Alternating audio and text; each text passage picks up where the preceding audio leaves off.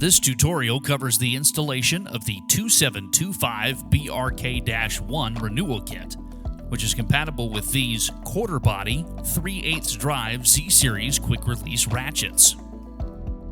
This ratchet uses a 6IP Torx Plus screw, so you can use our 168T-6IP screwdriver for installation. Begin by removing the back screw from the ratchet head.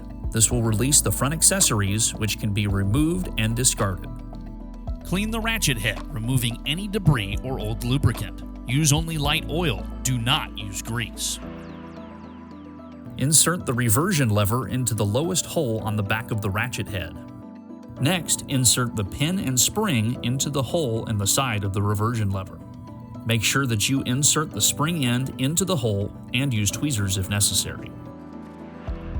Insert the large pawl into the assembly.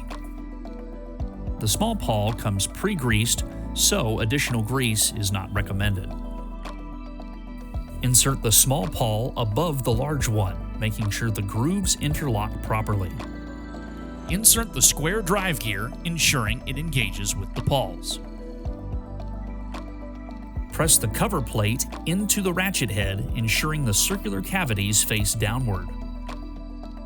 Insert the screw into the smallest hole in the back of the ratchet head, through the pawl, then tighten securely.